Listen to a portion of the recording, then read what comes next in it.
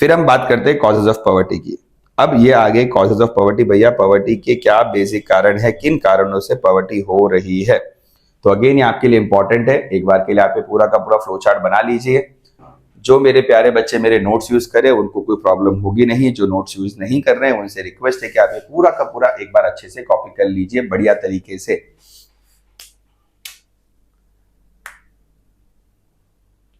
चलिए, तो अब हम स्टार्ट करेंगे कॉजेज ऑफ पॉवर्टी के साथ में। पॉवर्टी के बेसिक कारण, बेसिक कॉजेज क्या क्या हो सकते हैं। First one, historical reasons, causes of rural poverty, economic factors, social reasons and other factors। अब हिस्टोरिकल रीजन से तो पहले ये समझ लो भैया, हमारे देश को अंग्रेजों ने 150-200 साल तक रूल किया था। तो देर आर पॉसिबल कि भैया इतना सारे साल रूल करने के बाद में उन्होंने हमारे देश का सारा वेल्थ लूट लिया। तो हमारी हिस्ट्री ऐसी थी कि भैया गरीब तो होना हमारा बनता ही था। अब बात करते हैं कॉजेज ऑफ रूरल पॉवर्टी, क्यों गांव में पॉवर्टी है। मतलब अगर हम गांव में जाते हैं तो व्हाई देयर आर पॉवर्टी। पहला रीजन नेचुरल कॉजेस, क्योंकि पहली बात है कि विलेज वाले लोग आज भी अपनी सारी कमाई के लिए खेती पे डिपेंडेंट होते हैं। Agriculture is the most uncertain business because it is completely on the amount of rainfall. बारिश ज्यादा हो तो भी नुकसान, बारिश कम हो तो भी नुकसान। एकदम परफेक्ट लेवल पे बारिश होगी तो आपने अच्छा काम किया है। सो बेसिक सिचुएशन ये होती है कि हमेशा से गांव में इन रीजंस के कारण कभी फ्लड आ जाता है, कभी सूखा पड़ जाता है, कभी बरसात होती नहीं है, कभी बहुत ज्यादा हो जाती है। इसके कारण गांव में हमेशा पॉवर्टी देखने मिलती है। Next is demographic causes. There are many amount of problems कि आफ्टर इंडिपेंडेंस हमारी प्लानिंग में बहुत फॉल्ट था।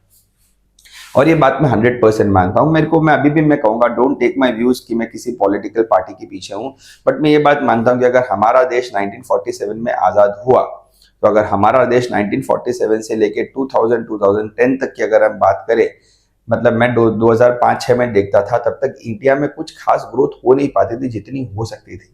शहरों में फिर भी ग्रोथ थी, बट गांव बेचारे सूखे पड़े थे, खाली पड़े थे। द रीजन बीइंग गांव में ग्रोथ करने के लिए बहुत एफर्ट चाहिए, बहुत मेहनत चाहिए।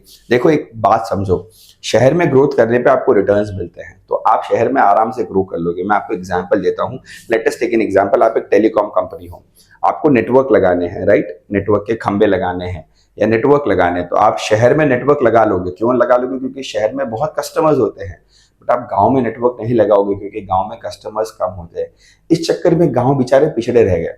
अब सरकार का काम होता है इन कंपनीज के सर पे हथौड़ा बजाना कि तू गांव में भी नेटवर्क लगा तो ही तुझे शहर में लगाने दूंगा, बट वो हमारी सरकार नहीं कर पाई थी। बट आज ये पॉसिबल हो रहा है।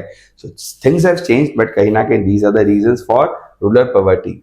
फिर हम बात करते हैं इकोनॉमिक कॉजेस, जिसमें सबसे पहला आता है लो एग्रीकल्चर प्रोडक्टिविटी पर labour.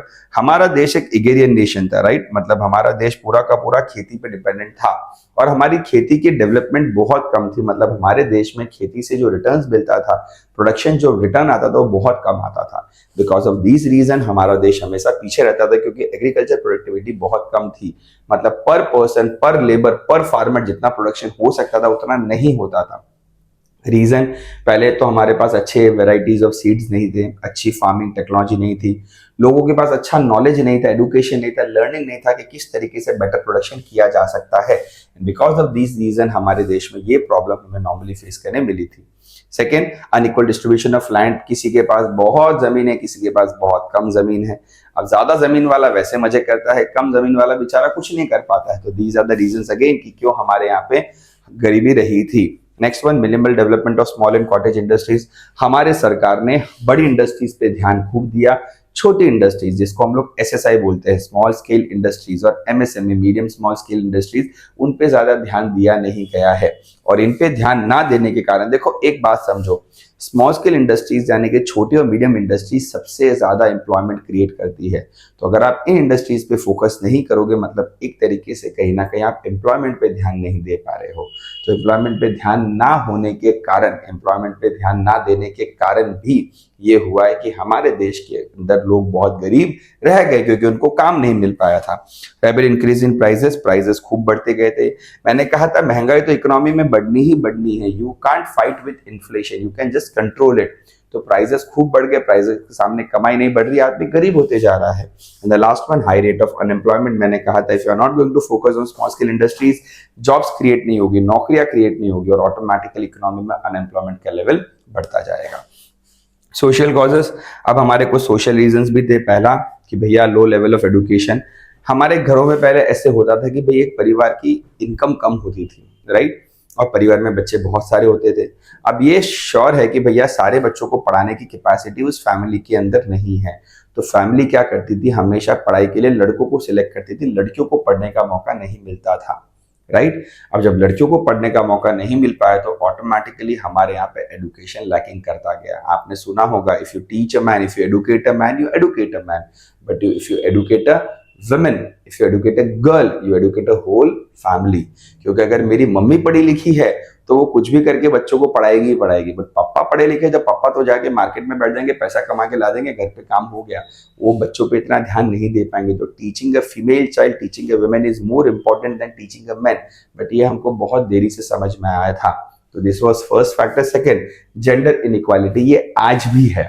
There are many places in our country जहां पे आज भी मेन और वुमेन को इक्वल ट्रीट नहीं किया जाता। देखो, इसमें दो बातें होती है, कुछ जगह पे मेन वुमेन को इक्वल राइट्स नहीं मिलते, कुछ जगह पे उनको इक्वल अपॉर्चुनिटीज नहीं मिलती, और कुछ जगह पे मिलती है बट फीमेल्स लेना नहीं चाहती। दे आर लाइक, जान दो ना, अच्छा चल रहा है, छोड़ो ना यार। मतलब अभी कुछ दिन पहले की बात होगी, मैं मेरे कोचिंग में बच्चों को पढ़ा रहा था, तब मैंने कुछ लड़कियों को देखा। मैं कि बेटा यार तू पढ़ ले यार, तू क्यों नहीं पढ़ रही है, पढ़ेगी तो आगे जाके अच्छी नौकरी वोकरी करेगी, कुछ बड़ी बनेगी, तू भी कुछ अच्छा काम करेगी। बोले सर जान दो ना, शादी करके ससुराली जाने का एट कर लेंगे ना सर। मतलब उनको फर्क ही नहीं पड़ता, दे आर मेंटली प्रिपेयर्ड कि हाँ चल छोड़ो ना, हमको तो शादी करके ससुराल जाने का, खाना बनाने का कौन मेहनत करेगा। मैंने कहा था ना यार, ये एक तरीके से एक पैराडॉक्स है यार, कि कुछ बच्चियों को पढ़ना है, उनको पढ़ाई करने का मौका नहीं मिलता, और जिनको मिलता है वो पढ़ नहीं रही है। फिर आप बोलोगे कि यार हम लड़कियां हैं इसलिए हमको मौके नहीं मिले। नहीं यार, गलत बात है। आज की तारीख में शहरों में तो ऐसा है ही नहीं। इनफैक्ट मैं बताता हूँ, मेरे जिन भी रिलेटिव्स के अंदर फैमिली में डॉटर्स है या गर्ल चाइल्ड है, they are so much into teaching their babies, teaching their girl child. उन्होंने कभी ऐसा सोचा भी नहीं कि लड़के को भेजेंगे कि लड़के। In fact my own father, right, मेरी बड़ी बहन है, अगर मेरे पिताजी को कभी मौका मिलता है स्कूल छुड़वाने का, वो मेरी छुड़वाते हैं, मेरी बहन की नहीं छुड़वाते, because she was very smart. वो बहुत होशियार थी। वो बोलते तू बड़ा पढ़ाई कर, तू घर बैठ जा, तू वैसे भी पढ़ता नहीं है। So this is there are change, but हाँ, कहीं ना कहीं आज भी इनइक्वालिटी है कि भैया फीमेल्स को हर चीज में पीछे रखा जाता है, उनके पास अपॉर्चुनिटीज कम होती है as compare to males. Other causes ये भी हम दुनिया में देख ही रहे हैं, war, increase in defence expenditure, defective policies, these are, ये सब बहुत रिलेटेड चीज है। जैसे कि अगर आप देखोगे, हम बात करते हैं पाकिस्तान की, यार इंडिया पाकिस्तान दोनों साथ में पीछे, मतलब इंडिपेंडेंट हुए थे, फिर भी पाकिस्तान आज बहुत बहुत बहुत पीछे इंडिया से, और इंडिया बहुत आगे। Reason, war. पाकिस्तान ने आज तक इंडिया से झगड़ा करने में अपना पैसा लगाया, उसने अपना पूरे पैसे का खर्चा आज तक डिफेंस के अंदर किया। उसके कारण पाकिस्तान अपनी इकोनॉमी पे कभी भी डेवलपमेंट नहीं कर पाया, इसलिए उसको हर साल किसी ना किसी के पास जाके पैसा मांगना पड़ता है। साथ ही में पाकिस्तान की पॉलिसीज बहुत ही गलत रही थी। तो ये कुछ लर्निंग्स है जो हमें सीखनी चाहिए हमारे आसपास के लोगों से। चलिए, अब आते हैं हम हमारे अगले टॉपिक पे, जिसका नाम है मेजर्स टू रिड्यूस पॉवर्टी।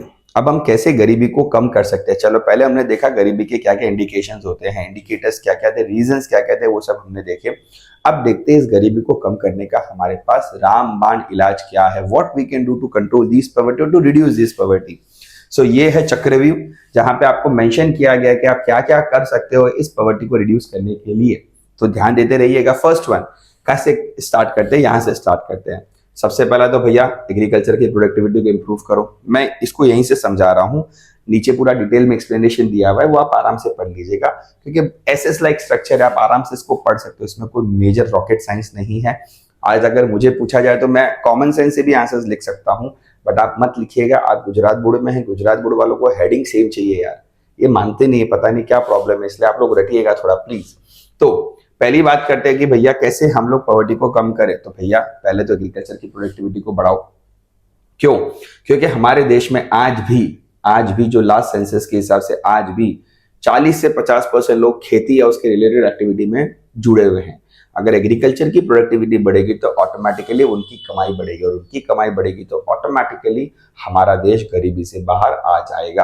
तो पहला काम आपको ये करना है। दूसरा, development of SSI, small scale industries, yes उसको डेवलप करो, क्योंकि मैंने कहा था स्मॉल स्केल इंडस्ट्रीज गांवों में होती है, छोटे छोटे विलेजेस में या मिड टाउन सिटीज में होती है। अब इन सिटीज में ये लोग छोटे लेवल पे कैपिटल जनरेट करके काम क्रिएट करना स्टार्ट करते हैं। ये लोग बेसिकली लेबर इंटेंसिव होते हैं, इसलिए बहुत सारे नौकरियां, बहुत सारे जॉब्स प्रोवाइड करते हैं। इसके कारण इन इंडस्ट्रीज को सपोर्ट करना बहुत इंपॉर्टेंट है, क्योंकि ये बहुत सारे गरीब बच्चों को, बहुत सारे गरीब परिवारों को आगे लेके जाते हैं। You have to develop these industries. Third one, development of unorganised sector. देखिए, ऑर्गेनाइज सेक्टर डेवलप ऑटोमेटिकली हो जाता है, बट अनऑर्गेनाइज सेक्टर में देयर आर मेनी प्लेयर्स जो अनऑर्गेनाइज्ड है, जो अपने लेवल पे प्रोडक्शन करके बेच रहे हैं मार्केट में, जिनके ऊपर कोई रेगुलेशंस लागू नहीं है, जिनके लिए कोई रूल्स उनको कोई सब्सिडी वगैरह कुछ नहीं मिलता है। तो ऐसे अनऑर्गेनाइज सेक्टर को डेवलप करना भी बहुत इंपॉर्टेंट रहेगा। Use of appropriate tax policies, अच्छी टैक्स पॉलिसीज बनाइए जिससे छोटे आदमी को बढ़ावा मिले, राइट, बड़े आदमी से पैसा लेके उसको दिया जाए, इनकम इनइक्वालिटी को कम किया जाए, रीजनल डेवलपमेंट को इंप्रूव किया जाए। तो इस तरीके की कुछ अच्छी आपको टैक्स पॉलिसीज बनानी है। Rise in human capital investment, ये बहुत इंपॉर्टेंट है। हमारे देश का सबसे बड़ा एसेट होते हैं हम खुद, उसके सिटीजन्स। तो हमारी सरकार को कोशिश करनी चाहिए कि वो अपने सिटीजन्स को इतना शानदार, क्यों चाइना इंडिया से बहुत आगे है? क्यों चाइना के अंदर कुछ अलग सोना डला हुआ है? नहीं यार, चाइना के जो लोग हैं ना वो गजब स्किलफुल है। मतलब आज अगर इंडिया में अगर हमें घड़ी सही करवानी है तो हमें ढूंढना पड़ता है कि यहाँ पे घड़ी सही करने वाली दुकान कौन सी है। Am I correct? कि कहाँ जाके हम घड़ी रिपेयर करवा सकते हैं। क्यों? और फिर भी मैं आपको बता रहा हूँ जेन्युइनली, आप जब ढूंढोगे तो बड़े बड़े शोरूम मिलेंगे, एक रिपेयर की शॉप तो मिलेगी ही नहीं। बहुत मुश्किल से मिलेगी कि एक आदमी एक रिपेयरिंग कर रहा है सिर्फ घड़ी की, कोई शोरूम लेके नहीं बैठा है। This is situation of India. अब आप चाइना में जाइए, चाइना में अगर आपको रिपेयरिंग शॉप चाहिए, हर दूसरा आदमी इंजीनियर है, हर दूसरा आदमी। मतलब मैं तो बता रहा हूँ, घड़ी रिपेयर करने के लिए बच्चे खुद ही खोल के सही कर दे हुए। They are so skilful, we people are liking so behind. तो हमारे देश का काम है इंडिया की ह्यूमन कैपिटल को डेवलप करना। सरकार ने कोशिश की स्किल इंडिया योजना के तहत कि वो अपने ह्यूमन को ट्रेन करे, but still it will take good amount of time. Next is goods and services at reasonable rate. Government को ये भी कोशिश करनी चाहिए कि हमारे देश में आज भी 35-40% लोग इतने ज्यादा पैसे वाले नहीं हैं। तो सरकार को कोशिश करनी चाहिए कि उनको रीजनेबल रेट्स में गुड्स और सर्विसेज मिलती रहे। These are some of the measures to reduce poverty. Important है, मैंने कहा था नीचे सब डिटेल में भी दिया हुआ है, आप लोग आराम से इसको पढ़ते रहेंगे। अब सरकार ने आखिरी स्टेप क्या लिया? सरकार ने आखिरी स्टेप में पॉवर्टी को कम करने के लिए बहुत सारे एम्प्लॉयमेंट प्रोग्राम्स बनाए हैं। अभी एम्प्लॉयमेंट प्रोग्राम्स क्या होते हैं? देखो यार, दो तरह से हम लोग पॉवर्टी को कम कर सकते हैं। एक होता है घूम के जाना। घूम के जाना मतलब, अच्छा तुमको गरीबी कम करनी है, ठीक है, एग्रीकल्चर को इंप्रूव करो। एग्रीकल्चर इंप्रूव होगा तो फार्मर्स की कमाई बढ़ेगी, फार्मर्स की कमाई बढ़ेगी तो गरीबी अपने आप कम हो जाएगी। ये घूम के गए हम। दूसरा तरीका, आप क्या चाहते हो भाई? गरीबी कम हो, ठीक है, जीडीपी बढ़ाओ। जीडीपी मतलब ग्रॉस डोमेस्टिक प्रोडक्ट। हमारे देश में प्रोडक्शन बढ़ाओ।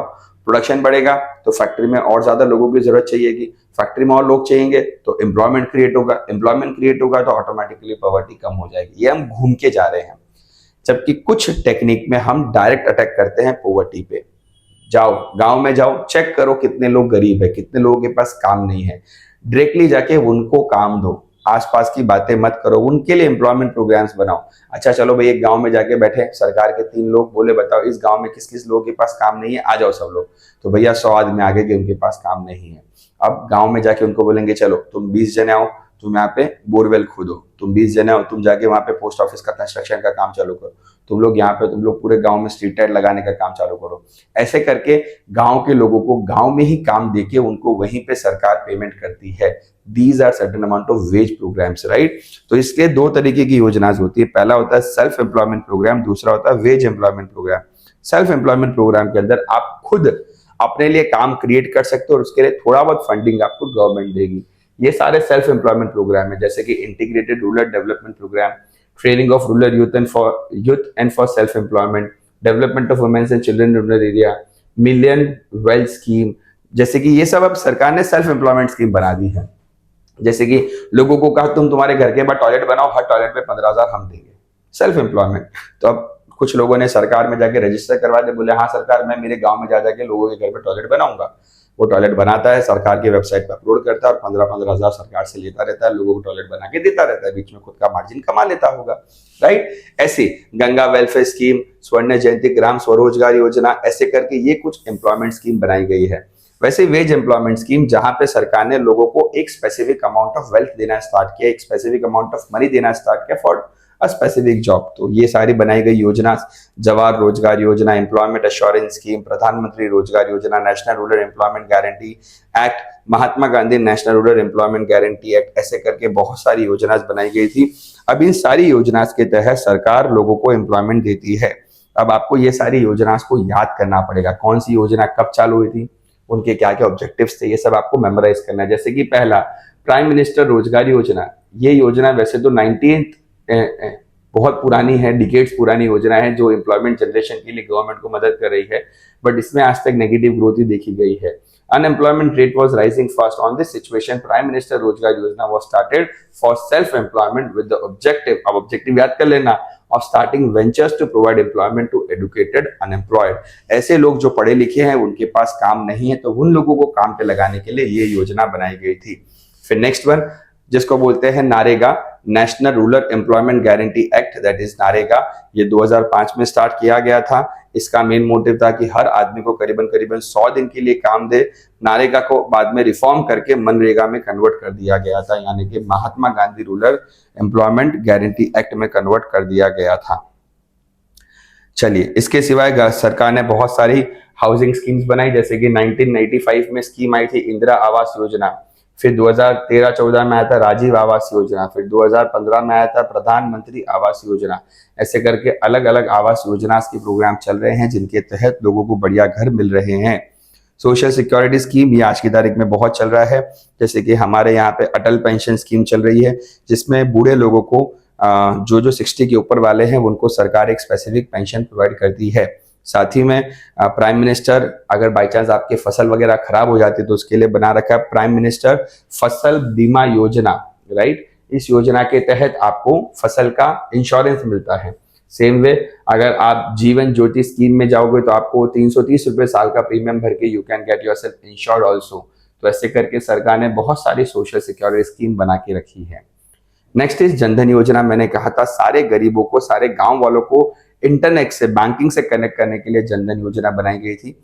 इस योजना को स्टार्ट किया गया था 28 अक्टूबर 2014 में। On the very first day of the scheme 1.5 crore account were open. कितने भैया? 1.5 करोड़ खाते खुलवाए गए थे। Till 8 January the number of increase to 25.58 crore, which invested more than 10,590 crore were generated.